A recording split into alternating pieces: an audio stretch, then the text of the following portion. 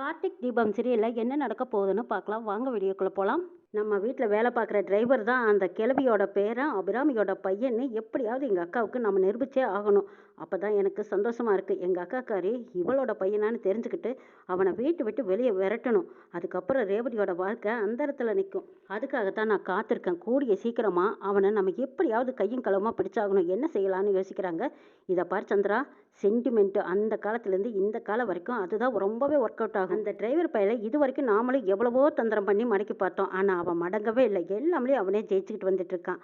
ஆனால் இப்போ நான் போட்டுக்கிற பிளானில் நிச்சயமாக அவன் சிக்குவானுங்கிறாங்க. அப்படியா, என்ன பிளான் போட்டிங்கன்னு கேட்குறாங்க சந்திரா. அதாவது அந்த டிரைவர் பையலோட அம்மாவை கடத்திட்டு வந்து கட்டி போட்டு வச்சு கொடுமைப்படுத்தணும்னு இந்த பையன் பார்த்துட்டு அஞ்சு நடுங்கி ஆமாம் அவங்க தான் எங்கள் அம்மான்னு எல்லா உண்மையும் ஒத்துக்குவான் சந்திரா. அப்புறமா நாம சொல்கிற மாதிரி அவள் ஆடி அடங்கி வளைஞ்சு தானே ஆகணும் சந்திரா. அப்படியே சொல்கிறீங்க, சரி அதுக்கான ஏற்பாட்டை பண்ணுங்க, லேட் பண்ணாதீங்கிறாங்க சந்திரா. நீ சொல்கிறதுக்கு முன்னாடியே நான் எல்லாம் தயார் பண்ணி வச்சுட்டேன் சந்திரா. 2 ரவுடிகளை ஏற்பாடு பண்ணி வச்சுருக்கேன். ஃபோட்டோ மட்டும் அனுப்பிட்டா போதும், அவனுங்க பார்த்து தூக்கிட்டு வந்துடுவானுங்க. நீ ஒன்றும் கவலைப்படாதீங்கிறாங்க.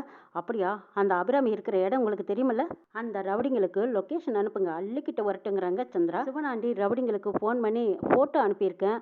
அந்த அம்மா மெட்ராஸில் தான் இருக்காங்க, அவங்கள அப்படியே அள்ளிக்கிட்டு வாங்கடா, லொக்கேஷன் அனுப்பியிருக்கேன் பாருங்கங்கிறாங்க.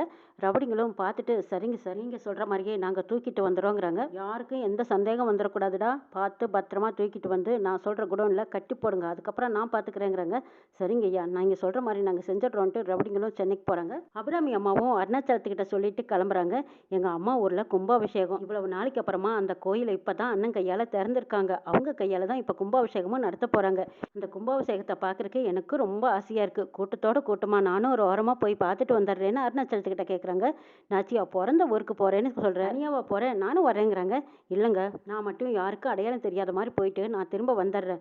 கார்த்திக் அங்கே ஏதாவது பிரச்சனை ஆகிட்டு என்னங்க செய்கிறதுங்கிறாங்க அபிராமி.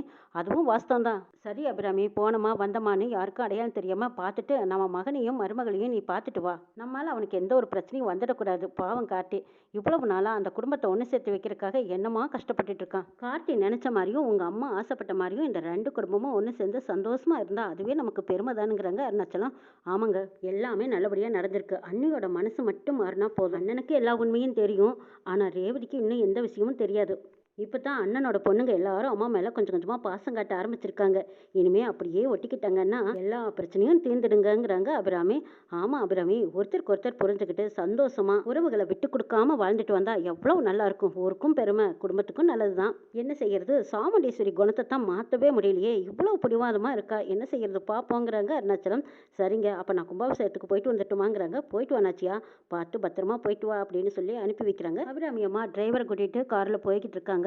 அவங்க கார் போனதுக்கு பின்னாடியே ஒரு 4-5 ரவுடிங்க அவங்க பின்னாடி போயிட்டு இருக்காங்க. காருக்கு பின்னாடி போகிறவங்க திடீர்னு அவங்க முன்னாடி போய் நிற்கிறாங்க. இப்படி பிரேக் போட்டு நிறுத்துறாங்க டிரைவர். அபிராமி அம்மாவுக்கு அதிர்ச்சியாக இருக்குது. என்னப்பா ஏன் இப்படி சடன் பிரேக் போட்டிங்கன்னு கேட்குறாங்க. அம்மா அங்கே பாருங்கள், யாரோ காருக்கு முன்னாடி வந்து காரை குறுக்கு போட்டு நிறுத்துறாங்கங்கிறாங்க. இதை பார்த்த அபிராமி, யாராக இருக்கும், ஏன் இப்படி பண்ணுறாங்க, பிரச்சனை பண்ணுறதுக்காக வந்திருக்காங்களா இல்லை கார் ஒழுங்காக ஓட்ட தெரியாமல் ஓட்டிகிட்டு இருக்காங்களா, என்னென்னு போய் பார்ப்பான்னு சொல்கிறாங்க. டிரைவர் இறங்கி போய் என்னென்னு பார்க்குறாங்க. டிரைவர் போய் கேட்கும்போது அவங்க ரொம்ப தெனாவட்டாவும் திமிராவும் பேசிகிட்டு இருக்காங்க. அப்படியே பேச்சு கொடுத்தது மட்டும் இல்லாமல் கார் விட்டு இறங்கினதும் அந்த டிரைவரை பலார் பலார்னு அடித்து அந்த பக்கம் தள்ளிடுறாங்க. ஐயோ அம்மானு சரிஞ்சு விழுந்து கிடக்குறாங்க. இதை பார்த்து அபிராமி அம்மா கார் விட்டு இறங்கி, ஐயோ டிரைவர் உங்களுக்கு என்னாச்சு அப்படின்ட்டு வெளியில் வராங்க. அந்த காருக்குள்ளே இருந்த ரவுடிங்க மயக்க மருந்து கொடுத்து அபிராமி அம்மாவை அப்படியே அலாக்க தூக்கிட்டு போயிடுறாங்க. மயக்க நிலையில் இருக்கிறதுனால அவங்களால எதுவும் பேச முடியல. பேச முடியாத இருக்கிற அபிராமியை தூக்கி போட்டு வெகு வேகமாக போய்கிட்டு இருக்காங்க. இதை பார்த்துக்கிட்டு இருந்த டிரைவர்னால அபிராமி அம்மாவை காப்பாற்ற முடியல. உடனே நம்ம கார்த்திக் சார் இருக்கிற ஊருக்கு தானே அம்மா போகிறோன்னாங்க. உடனே நம்ம கார்த்திக் சாருக்கு ஃபோன் பண்ணிடலான்னு சொல்லி கார்த்திக்கு ஃபோன் பண்ணுறாங்க. கார்த்தி அங்கே கூட்டத்தில் ஃபோன் அட்டன் பண்ணல, சைலண்டில் போட்டிருக்கிறாங்க. இதனால் டென்ஷன் ஆயிடுறாங்க நம்ம டிரைவர். மெசேஜ் அனுப்பிச்சிருவோம் அப்படின்னு சொல்லிட்டு டிரைவர் கார்த்திக்கு மெசேஜ் அனுப்பிச்சிடுறாங்க. எப்படியும் கார்த்திக் சார் அம்மாவை காப்பாற்றிடுவாங்கன்னு நம்பிக்கையோடு இருக்காங்க டிரைவர். கார்த்தி அங்கே கும்பாபிஷேகம் நடந்துட்டு இருக்கிற கோயிலில் எல்லா வேலைகளையும் கவனமாக இழுத்து போட்டு பார்த்துட்டு இருக்காங்க. கோயிலில் விருமனும் சகல இன்ஸ்பெக்டரும் சேர்ந்துக்கிட்டு எப்படியாவது இந்த கும்பாபிஷேகம் நடக்க விடாமல் பண்ணணும், இந்த கார்த்தியை நம்ம ஏதாவது ஒரு வழியில் பழி வாங்கியே ஆகணும்னு நினச்சிக்கிட்டு இன்ஸ்பெக்டர் ஒரு அடியாள் ஒருத்தரை ஏற்பாடு பண்ணியிருக்காங்க. இதை பாருடா, கும்பாபிஷேகம் நடந்துக்கிட்டு இருக்கிற இடத்துல அன்னதானம் நடக்கும். அன்னதான இடத்துல அங்கே சமையலெல்லாம் ஆயிடுச்சு. அதில் ஏதாவது ஒரு பொருளில் நான் சொல்கிற விஷத்தை கொண்டு போய் கலக்கிருங்கிறாங்க. ஐயா நீங்கள் சொன்னால் சரி, நான் செஞ்சிடுறேங்க ஐயா அப்படின்னு சொல்லிட்டு சொல்லிட்டு விஷப்பாட்டில் எடுத்துகிட்டு போகிறாங்க. எடுத்துக்கிட்டு போகும்போதே குழந்தைங்க வந்து அதை விளையாட்டு போல் தட்டி விட்டுறாங்க.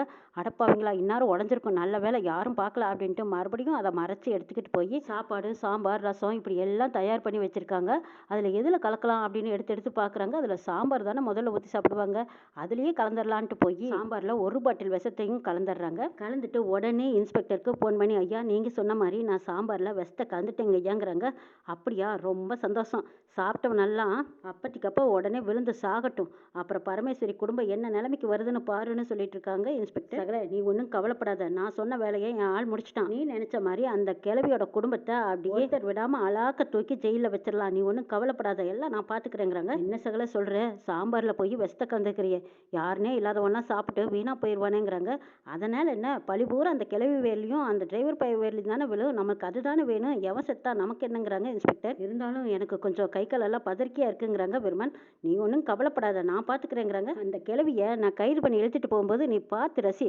இந்த கிழவியோட பையனை அரெஸ்ட் பண்ணி இழுத்துக்கிட்டு போய் நான் லாக்கப்பில் தள்ளியிருந்தேன். இந்த டிரைவர் பையன் மேலதிகாரிவெல்லாம் பார்த்து என்னை திட்டு வாங்க வச்சிட்டான். அது மட்டுமா, நானே கூட்டிக்கிட்டு வந்து அவனுக்கு காவலாக நிற்கும்படி பண்ணிட்டான் பாரு.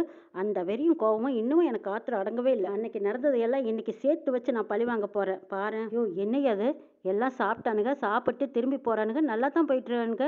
ஒருவேளை இவ விஷத்தை கலக்குனானா இல்லை கலக்கலையா, என்ன நடந்ததுன்னு தெரியலையே. இவங்க எல்லாரும் அங்கே யாராவது விழுவாங்களா சாவுவாங்களா, பரமேஸ்வரி பாட்டியும் கார்த்தியும் கைது பண்ணலான்னு காத்துக்கிட்டு இருக்காங்க. அப்போ கரெக்டாக கார்த்தி வந்ததும், என்ன இன்ஸ்பெக்டர், இந்த ஊர்க்காரரும் நீங்களும் ஏதோ பலமாக திட்டம் போட்டுட்டு இருக்கிற மாதிரி இருக்கு, போங்க சார் போங்க, நீங்களும் போய் அன்னதானம் சாப்பிட்டு வாங்க, கோயில் சாப்பாடு கிடைக்கிறதே புண்ணியம், சாப்பிட்றதா அதுலேயும் புண்ணியம், போங்க போங்க சாப்பிட்டு வாங்கங்கிறாங்க. கார்த்தி, என்னடா உனக்கு கொழுப்பாங்கிறாங்க. அட என்ன சார் வாங்கன்னு உபச்சரிச்சா இதில் கூடவா கொழுப்பு இருக்கும், என்ன சார் சாப்பாட்டில் விஷம் கலந்துருக்குன்னு பயப்படுறீங்களா, அதெல்லாம் ஒன்றும் இருக்காது, எல்லாம் எங்கள் பாட்டி பார்த்து பார்த்து செஞ்சு வச்சிருக்காங்க, ஒன்றும் கவலைப்படாதீங்க, உங்களுக்கு வச்சாங்களா ஆப்பு, பயப்படாமல் போய் சாப்பிடுங்கிறாங்க. கார்த்தி, இவனுக்கு என்ன திமிரு என்ன தெனாவட்டு அப்படின்னு அப்படியே பல்ல வெறுவறாங்க இன்ஸ்பெக்டர். சகல இவன் சாதாரண ஆள் கிடையாதுடா, நம்மளை எவ்வளவு தூரம் உசுப்பி விடுறான் பாருங்கிறாங்க. அதனால தான் இவனை எப்படியாவது மடக்கி பிடிக்கணும்னு பார்த்தோம்.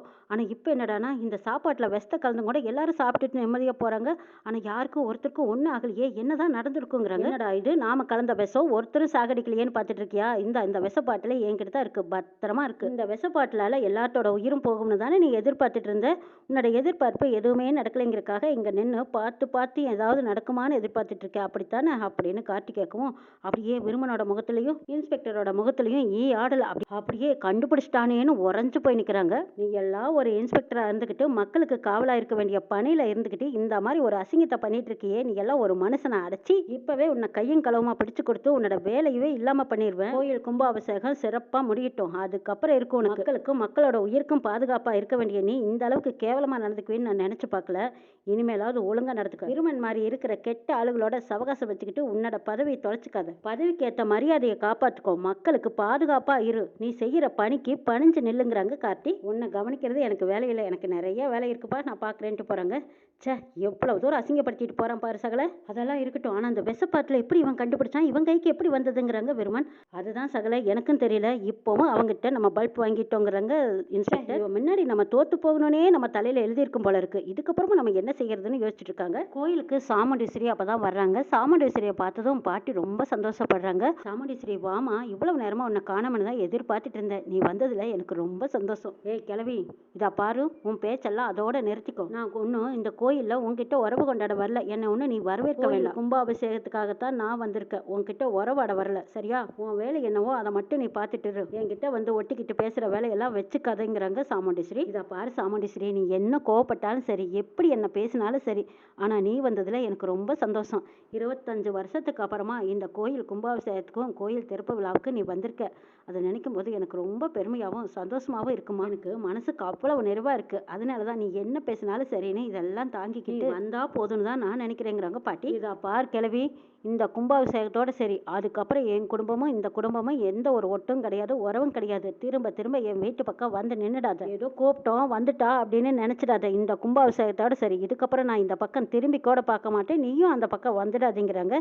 சாமுண்டீஸ்வரி, நீ நினைக்கிறதோ நான் நினைக்கிறதோ கிடையாது, அந்த அப்பா முருகன் பார்த்து நம்மளுக்கு என்ன கணக்கு போட்டிருக்கானோ அதுதாம்மா நடக்கும். சரி, அடுத்தது என்ன நடக்கணுமோ அது தானா நடக்கும். நீ வந்து அன்னதானத்தில் கலந்துக்க வாமான்னு கூப்பிடுறாங்க பரமேஸ்வரி பாட்டி. அதுலலாம் நான் ஒன்றும் கலந்துக்கணுங்கிற அவசியம் கிடையாது. ஆமாம், கும்பாபிஷேகம் எத்தனை மணிக்கு? என் பொண்ணுங்க ஆசைப்பட்டாங்களேங்கிறக்காக நான் வந்தேன். மற்றபடி வேற எந்த காரணமும் கிடையாதுன்னு சொல்கிறாங்க சாமுண்டீஸ்வரி. பரவாயில்லம்மா, கோயிலுக்கு வந்தாச்சு, அன்னதானம் சாப்பிடாம போகக்கூடாது, வாமான்னு கூப்பிட்டு பார்க்குறாங்க. சாமுண்டீஸ்வரி அப்படியே முறுக்கிக்கிட்டு நிற்கிறாங்க. அந்த பக்கமாக ராஜராஜன் வந்து கூப்பிடுறாங்க. வா ஈஸ்வரி, நம்ம பொண்ணுங்க தான் அன்னதானத்தை ஆரம்பித்து வச்சுருக்காங்க, அவங்க கையால் நீ சாப்பிடணும், வா கூப்பிடுறாங்க. இங்கே கார்த்தியும் வந்து வாங்கத்தை சாப்பிடலாம் வாங்கன்னு கூப்பிடுவோம். அதெல்லாம் ஒன்றும் வேண்டாங்கிறாங்க. இல்லை, பசியோடு தான் இருப்பீங்க, பசியோடவா நம்ம போய் சாமி கும்பிட முடியும், வாங்க சாப்பிட்டு போகலான்னு கூப்பிட்டதுக்கப்புறமா திருப்தியாக வந்து உட்காந்து சாப்பிட்றாங்க. பாட்டி ஓடி வந்து சாமுண்டீஸ்வரிக்கு பரிமாற வர்றாங்க.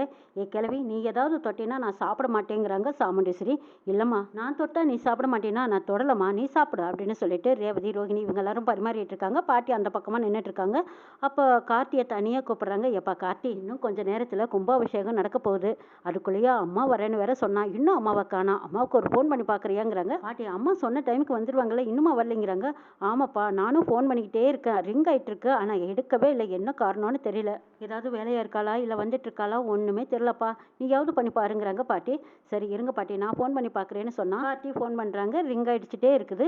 இவ்வளவு தடவை ரிங் போய் அம்மா எடுக்காமல் இருக்காங்கன்னா ஏதோ சந்தேகமாக இருக்குதுன்னு கார்த்தி யோசிக்கிறாங்க. சிவனாண்டி, முத்துவேலு இவங்க எல்லாரும் தனியாக நின்று பேசிகிட்டு இருக்காங்க. அந்த பக்கமாக இன்ஸ்பெக்டர் எல்லாருமே கார்த்தியை பார்த்து மறைக்கிறாங்க. இவங்கள தான் யாராவது ஏதாவது பண்ணியிருப்பாங்களான்னு யோசிக்கிறாங்க. சந்திராவும் கார்த்தியை பார்க்கும்போதெல்லாம் இலக்காரமாக சிரிச்சிட்டு இருக்காங்க. இந்த கும்பாபிஷேகம் எப்படி நடக்குதுன்னு நானும் பார்க்குறேன்ட்டு தெனாவட்டா போகிறாங்க. கார்த்திக்கு இவங்க மேலே எல்லாத்து மேலேயும் சந்தேகமாக இருக்குது. ஆனால் அம்மாவை எங்கே கடத்தி வச்சிருக்காங்க, யார் என்ன பண்ணாங்கன்னு ஒன்றும் புரியலையேன்னு தோடவே இருக்காங்க கார்த்தி. அங்கே ராஜராஜனும் மயில்வாகனும் வந்து கேட்குறாங்க. என்ன கார்த்தி, என்னாச்சு? அன்னதான வேலைகள் எல்லாம் சிறப்பாக நடந்துட்டு தானே இருக்கு, அப்புறம் ஏன் உன் முகத்தில் ஏதோ ஒரு பதட்டம் தெரியுதுங்கிறாங்க. அதெல்லாம் ஒன்றும் இல்லை மாமா, இந்த சாப்பாட்டில் யார் இந்த விஷத்தை கலந்தாங்க அதுதான் ஒரு சந்தேகமாக இருந்துச்சு இல்லையா, அதுக்காகத்தான் நான் பதட்டத்தோடு இருக்கேங்கிறாங்க. அப்படி அதான் காக்கா சாப்பிட்டு அது இறந்துருச்சு. பாவம், அந்த கடவுளோட அனுகிரகத்தினால எப்படியோ உண்மை நமக்கு கண்டுபிடிச்சாச்சு. இதுக்கப்புறம் எல்லாத்தையும் நம்ம காப்பாற்றி, இப்படி ஒரு பாவத்தை பண்ணினவன் நிச்சயமா அந்த கடவுள் தண்டிச்சிருவாரு. நீங்க அதை பத்தி யோசிக்காதீங்க, அதான் எல்லாம் நல்லபடியா நடந்துட்டு இருக்குதுங்கிறாங்க. 25 வருஷத்துக்கு அப்புறமா இப்படி எங்க அம்மா ஊருக்கு வருவேன், இந்த கும்பாபிஷேகத்தை என் கையால சிறப்பா எடுத்து நடத்துவேன்னு நான் நினைச்சு கூட பார்க்கல. இந்த மாதிரி நல்ல விஷயங்கள் எல்லாம் உங்க நல்லதான் மாப்பிள்ள நடக்குது. இது எல்லாமே நடக்கக்கூடாதுங்கிறதுக்காக யாரோ பின்னாடி இருந்து சதி திட்டம் போட்டுட்டு இருக்கிறாங்க. ஆனா அதையும் நீங்க கண்டுபிடிச்சு காப்பாத்துனது எனக்கு ரொம்ப பெருமையா சந்தோஷமா இருக்கு மாப்பிள்ள. மாமா, அவங்க நினைச்சது நடக்கலைங்கிறதுக்காக மறுபடியும் வேற ஏதாவது தந்திரமான திட்டத்துல இறங்கியிருப்பாங்க. நாம எல்லாரும் கொஞ்சம் எச்சரிக்கையா இருக்கணுங்கிறாங்க. ஒரு நிமிஷம் இருங்க மாமா, எனக்கு தெரிஞ்சவங்களுக்கு நான் ஃபோன் பண்ணிட்டு வரேன்னு சொல்லி சரவணுக்கு ஃபோன் பண்றாங்க கார்த்தி. கோயில நடந்த விஷயங்கள் எல்லாம் சொல்றாங்க. இதை கேட்டதும் சரவணன் அதிர்ச்சி அடைகிறாங்க. என்ன கார்த்தி சொல்றீங்க அப்படின்னு கேட்கவும், ஆமா, கோயில் கும்பாபிஷேகத்துல அன்னதானத்துல இந்த மாதிரி விஷத்தை கலந்துட்டாங்க. இப்போ அம்மா வந்துட்டு இருக்கிற வழியில அம்மாவை காணோங்கிறாங்க. இன்னும் கோயிலுக்கு அம்மா வரவும் இல்லை, அம்மாவுக்கு என்ன நடந்ததுன்னு தெரியல, அதனால நீங்க கொஞ்சம் வர முடியுமான்னு கேட்குறாங்க கார்த்தி. கார்த்தி இளையராஜாவுக்கு ஃபோன் பண்ணி உடனே இங்க வான்னு கூப்பிடுறாங்க. இளையராஜாவும் சரின்ட்டு வந்து நிக்கிறாங்க. சரவணன் வரும்போதே காவல்துறையினரும் இங்க பாதுகாப்புக்காக கூட்டிட்டு வந்திருக்காங்க. சந்திரா இங்க நடக்கிறது எல்லாம் பார்த்துட்டு வெறியோட இருக்காங்க. எங்கள் அக்கா கறியை பழி வாங்குறதுக்கு எனக்கு இதை தவிர வேறு வழியே தெரியல. அபிராமியை நடத்தி வச்சு சென்டிமெண்ட்டால் இவனை சாகடிக்கணும், அப்போ தான் எனக்கு திருப்தின்னு நினைக்கிறாங்க சந்திரா. இந்த கிழவியும் என்ன கொஞ்சம் தட்டமாக போடுது. நம்ம வீட்டுக்கு அடிக்கடி வந்தெல்லாம் உறவு கொண்டாடிட்டு இருக்குது. இந்த கிழவியோட உறவையும் இதோட முடிச்சிடணும்னு நினைக்கிறாங்க சந்திரா. நான் போட்ட திட்டப்படி இந்த டிரைவர் பையலோட அம்மாவை தூக்கியாச்சு. இதுக்கப்புறம் உண்மை என்னங்கிறத எங்கள் அக்கா காரி முன்னாடி நிரூபிச்சுக்காரு. டிரைவர் பையன் யாருங்கிற இவன் முகத்தெரிய கிழிச்சு எங்கள் அக்காவை இவனை வீட்டை விட்டு வெளியே அனுப்பணும். அது வரைக்கும் நான் ஓய மாட்டேன்னு நினைக்கிறாங்க சந்திரா. இன்னும் கொஞ்சம் நேரத்தில் எல்லாம் வெட்ட வெளிச்சத்துக்கு வரப்போகுதுன்னு சந்திரா மனசுக்குள்ளேயே நினைச்சு சிரிக்கிறாங்க. இதை பார்த்தா சாமுண்டீஸ்வரி, என்ன சந்திரா நீ பாட்டுக்கு சிரிச்சிட்டு இருக்க, என்ன விஷயம்னு கேட்குறாங்க. இல்லக்கா, எனக்கு தெரிஞ்சவங்க போனாங்க, அவங்க பார்த்தாங்க, நானும் சிரிச்சு வச்சேங்கிறாங்க. ஓ அப்படியா, சரி சரின்ட்டு போறாங்க. பாட்டி சாமுண்டீஸ்வரியும் சந்திராவையும் பார்த்து சந்தோஷத்துல சிரிக்கிறாங்க. இதை பார்த்த சாமுண்டீஸ்வரிக்கு சரியான கோவம் வருது. எங்க வந்து பார்த்தாலும் முன்னாடி வந்து நிக்கிறாள், வேண்டான்னு வெறுத்து ஒதுங்கி போனாலும் திரும்ப திரும்ப நம்ம முன்னாடி வந்து நிக்கிறான்னு நினைக்கிறாங்க. பாட்டி நினைக்கிறாங்க, இந்த கும்பாபிஷேகம் முடிஞ்சதுக்கு அப்புறம் இந்த 2 குடும்பமும் என் பேரன் சொன்ன மாதிரி ஒன்று சேர்த்து வைக்க தான் போறவனோட அருளால 2 குடும்பமும் ஒன்று சேர போகுதுன்னு நினைச்சிட்டு இருக்காங்க. சிவனாண்டி வச்ச ஆளுங்க அபிராமியை கடத்திட்டு போறாங்க. அபிராமி அம்மாவுக்கு மயக்கம் தெரிஞ்சதும் அப்படியே லேசா கண்ணு முழிச்சு பாக்குறாங்க. நம்ம எங்க இருக்கோம் அப்படின்னு பார்த்துட்டு இருக்காங்க. 2 ரவுடிங்க வந்து நிக்கிறாங்க. டே, என்னை எதுக்காக கடத்துனீங்க, தயவு செய்து என்னை கட்ட அவுத்து விடுங்கடா, நான் கும்பாபிஷேகத்துக்கு போகணுங்கிறாங்க. ஓஹோ, நீ கும்பாபிஷேகத்துக்கு போகணுமா, உன்னோட மகன் தானே கார்த்தி, அவன் பண்ற வேலை கொஞ்சம் நஞ்சம் இல்லை, அதனாலதான் எங்க பாஸ்க்கு கோவம் வந்து உன்னை கடத்த சொல்லியிருக்காங்க, கட்டி போட்டு கொடுமைப்படுத்தி போட்டவன் அனுப்ப சொல்லியிருக்காங்க, அப்பதான் அவன் பாசத்துல துடிச்சு வருவான்னு வேற சொன்னாங்க. மகன் எங்க இருந்தாலும் ஓடி வருவான் இல்லைங்கிறாங்க. டே, அவன் வந்தா உங்களோட கை காலெல்லாம் மிஞ்சாது பார்த்துக்கோன்னு சொல்றாங்க. சொல்கிறாங்க அபிராமி.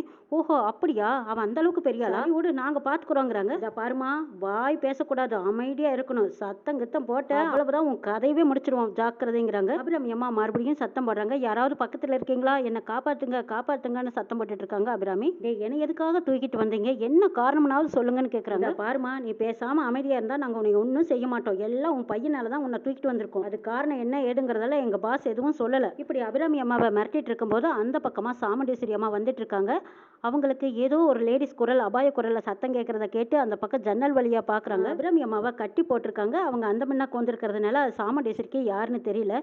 ரவுடிங்க கையோடவும் கட்டியோடவும் நிற்கிறத பார்த்த சாமுண்டீஸ்வரி அந்த அம்மாவுக்கு ஏதோ ஒரு ஆபத்து, நம்ம உடனே காப்பாற்றி ஆகணும்னு சாமுண்டீஸ்வரி கதவை உடச்சிக்கிட்டு உள்ளே வந்து நிற்கிறாங்க. அபிராமி அம்மாவை பார்க்காமையே ரவுடிங்க கிட்ட சாமுண்டீஸ்வரி சண்டை போடுறாங்க. சண்டை போட்டு திரும்பி பார்க்குறாங்க அபிராமி அம்மா. அபிராமி அம்மாவை பார்த்ததும் அப்படியே அதிர்ச்சியில் உறைஞ்சு போய் நிற்கிறாங்க சாமுண்டீஸ்வரி. அடி வாங்கின ரவுடிங்க அங்கேருந்து தப்பிச்சு ஓட்டம் பிடிக்கிறாங்க. இந்த பக்கமாக சாமுண்டீஸ்வரி பொழைச்சு போன்னு சொல்லி கட்டை அவுத்து விடுறாங்க. ஆமாம், நீ எங்கே இங்கே வந்தேன்னு கேட்குறாங்க. அம்மா ஊர் கும்பாபிஷேகத்துக்காக நான் வந்தேன், நீ உங்களை பார்க்குறதுல எனக்கு சந்தோஷமா இருக்குங்கிறாங்க. எனக்கு அந்த சந்தோஷம் கிடையாது. யாரோ நான் யாரோ ஏதோ அபாய குரல் கேட்டுதேங்கிறக்காக உன்னை காப்பாற்றுறதுக்காக வந்தேன். ஆனால் நீன்னு தெரிஞ்சிருந்தா நான் பாட்டுக்கு போய்கிட்டே இருந்திருப்பேங்கிறாங்க. இவ்வளோ பெரிய ஆபத்துலேருந்து என்னை காப்பாற்றிருக்கீங்க, இந்த நன்றியை நான் என்னைக்கும் மறக்க மாட்டேன்னு கையெடுத்து கும்பிடுறாங்க அபிராமி அம்மா. கோபத்தோடு அப்படியே சாமுண்டீஸ்வரி போய்கிட்டு இருக்காங்க. இன்னும் என்னெல்லாம் நடக்க போகுதுங்கிறதையும் நாளை எபிசோடில் பார்க்கலாம்.